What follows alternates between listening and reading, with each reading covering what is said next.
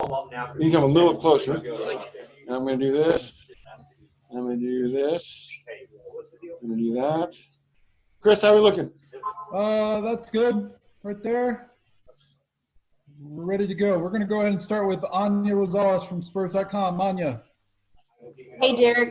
There's been a lot of different lineups going on and, guys playing with different other guys. And y'all had all starters hitting double digits today. What does that just say about the team chemistry on this team? We all like each other. We all get along. We all want the best for each other. So when we're out there, we're just trying to get the best shot for the team.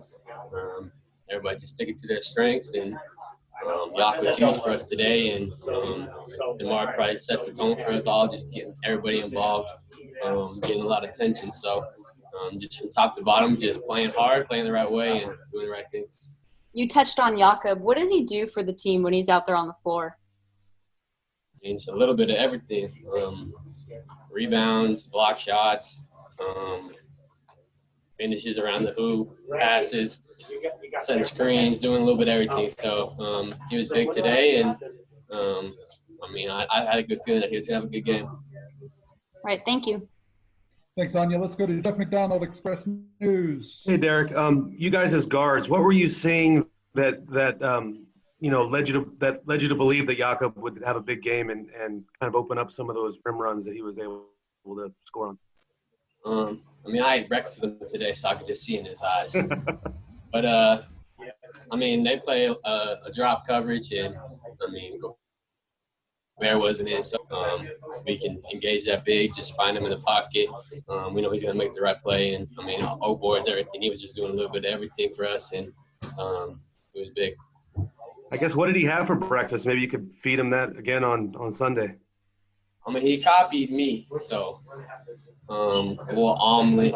So we'll have to feed him that every game.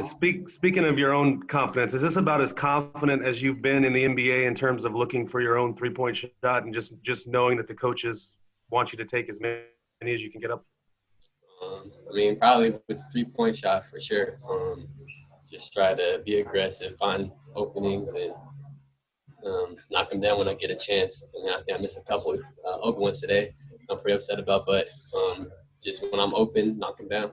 I think you mentioned before that during the hiatus, you weren't really able to get a bunch of shots up. Are you surprised with how quickly that jumper has seemed to come back?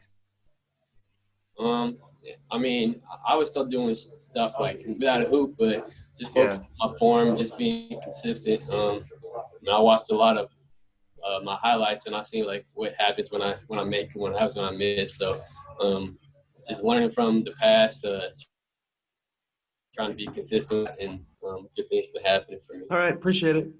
Thanks, Jeff. Let's go to Tom Osborne, Express News. Hey, Derrick, two questions. One, coming in, you're facing a shorthanded opponent. Was there any discussion in the locker room about having appropriate respect, for a depleted foe, so to speak? Yeah, everybody's in the NBA for a reason. Everybody can play. And, those guys played hard. Everybody was going to the glass. They moved the ball. They played the right way. So Coach always talks about appropriate fear. And they played hard, and they played the right way. And you got to respect everybody. Midway through the fourth quarter, they cut it to 6 twice, and Lonnie answered both times with buckets, including that three-pointer where he had to relocate and find the three-point line. Is he starting to be more aware of things like that, time and score and the mental aspects of the game? Yeah, those were two big shots for us. They were making a little bit of run, so to keep them at bay. So, Lonnie's aggressive and just learning it every time out there, just learning the game, learning what works, what doesn't work. So he's still really young, so he's got a lot of potential, and he made big shots for us, and I'm excited to see how he continues to grow. Thank you. Thanks, Tom. Let's go to Ferdinand Rivera from Puerto Rico. Ferdinand. Hi, Derrick. What have you learned from Pop and Duncan since your arrival in San Antonio? Hey, what? What have you learned from Pop and Duncan since your arrival in San Antonio? I've learned so much from the first time I got here. Pop just pull me aside, just try to get me to believe in myself. I mean, the first and foremost was that.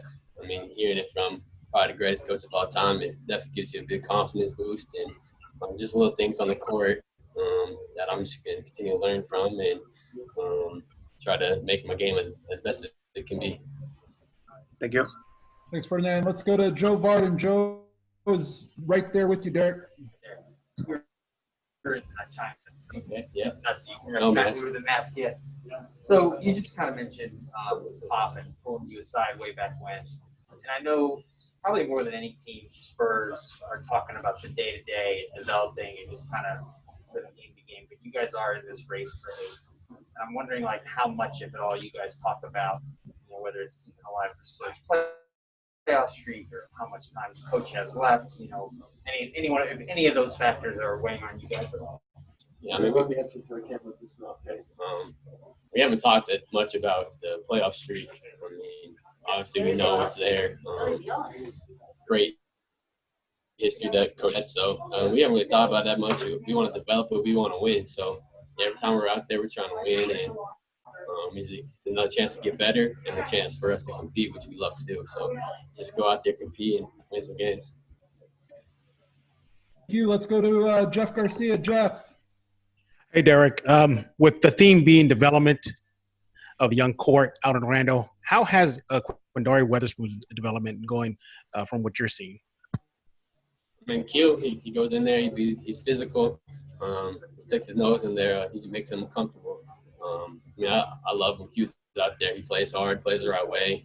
I mean, he came in there, made a couple nice passes to Drew, and just runs the offense well. So, I mean, he's going to keep growing, learning like everybody else is, but he plays hard, he guards, and so it's always nice to have. All right, thanks, Derek.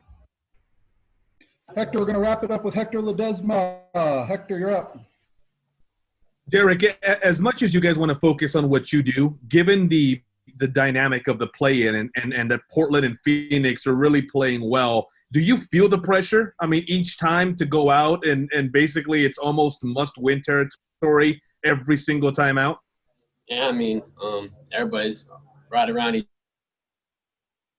other. So, if we win a couple games or lose a couple games, it really could change day to day. So every time we're out there, it's kind of must-win attitude, and we got to go out there and try to get as much wins as we can because it's going to be close down to the wire. Thanks, Derek. Have a good one. Appreciate you. You too.